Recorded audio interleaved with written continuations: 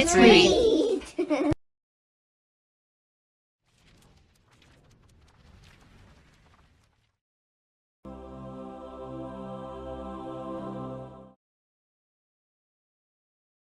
A Baby Sister for Frances by Russell Hoban. Pictures by Lillian Hoban. It was a quiet evening. Father was reading his newspaper. Mother was feeding Gloria, the new baby. Frances was sitting under the kitchen sink. She was singing a little song. Plinkety, plinkety, plink. Here is the dish rag under the sink. Here are the buckets and brushes and me. Plinkety, plinkety, plinkety, plee. She stopped the song and listened. Nobody said anything.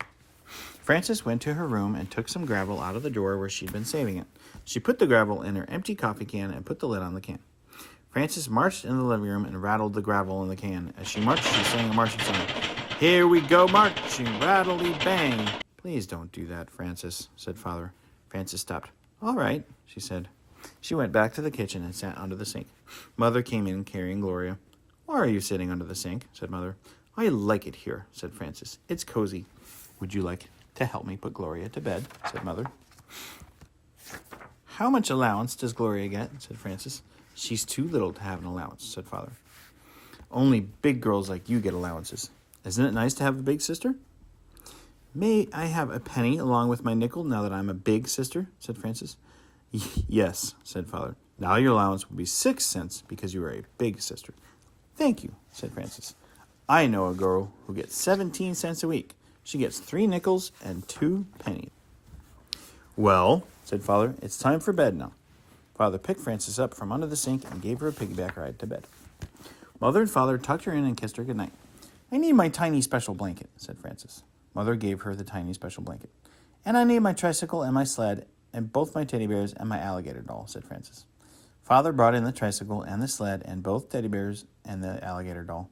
Mother and Father kissed her goodnight again, and Frances fell asleep. In the morning, Frances got up and washed and dressed, began to get for school. Is my blue dress ready for me to wear? Said Frances. Oh, dear, said Mother. I was so busy with Gloria, I didn't have time to iron it, so you'll have to wear yellow. Mother buttoned Frances's dress up the back. Then she brushed her hair and put a new ribbon in and put in breakfast on the table. Why did you put sliced bananas on the oatmeal? Said Frances. Did you forget I like raisins? No, I did not forget, said Mother. But you finished up the raisins yesterday, and I have not been out shopping yet. Well, said Frances, things are not very good around here anymore. No clothes to wear, no raisins for oatmeal. I think I'll run away. Finish your breakfast, said Mother. It's almost time for the school bus. What time will dinner be tonight? Said Frances. 6:30, said Mother. Then I'll have plenty of time to run away after dinner, said Frances. And she kissed her mother goodbye and went to school. After dinner that evening, Frances picked her little knapsack very carefully. She put in her tiny blanket and her alligator doll. She took all her nickels and pennies out of the bank for travel money and took her good luck coin for good luck. Then she took a box of prunes from the kitchen and 5 chocolate cookies. Well, said Frances, it's time to say goodbye. I'm on my way. Goodbye.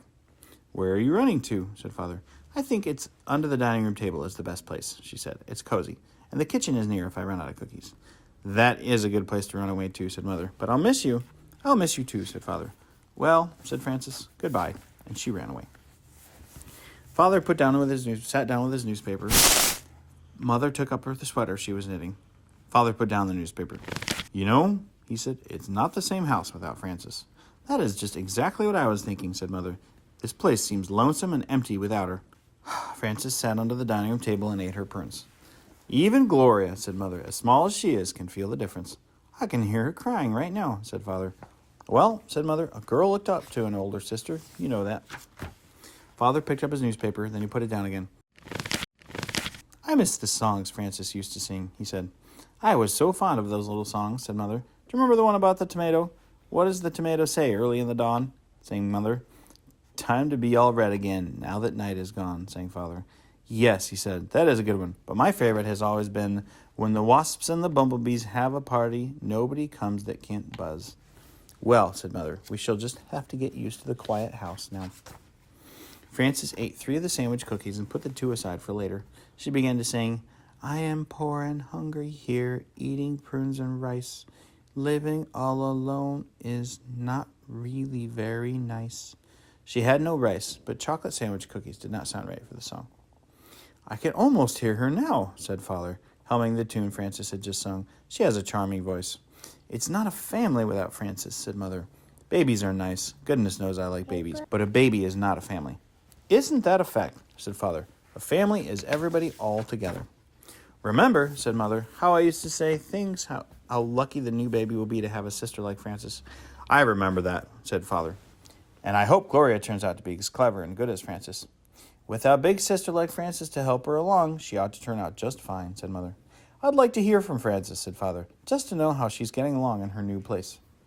I'd like to hear from Frances, too, said Mother, and I'm not sure the sleeves are right on the sweater I'm knitting for her. Hello, called Frances from the dining room. I'm calling on the telephone. Hello, hello, this is me. Is that you? Hello, said Mother. This is us. How are you? I'm fine, said Frances. This is a nice place, but you miss your family when you're away. How are you?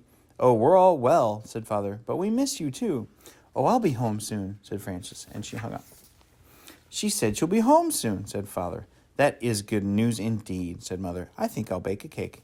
Frances put on her knapsack and sang a little traveling song. Big sisters really have to stay at home, not travel far away, because everybody misses them and wants to hug and kisses them. Not sure about that last rhyme, said Frances, as she arrived in the living room and took off her knapsack. That's a good enough rhyme, said Father. I like it fine, said Mother, and they both hugged and kissed her.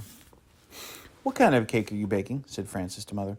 Chocolate, said Mother. It's too bad Gloria is too little to have some, but when she's a big girl like me, she can have chocolate cake too. Oh, yes, said Mother. You may be sure that there will always be plenty of chocolate cake around here. The end.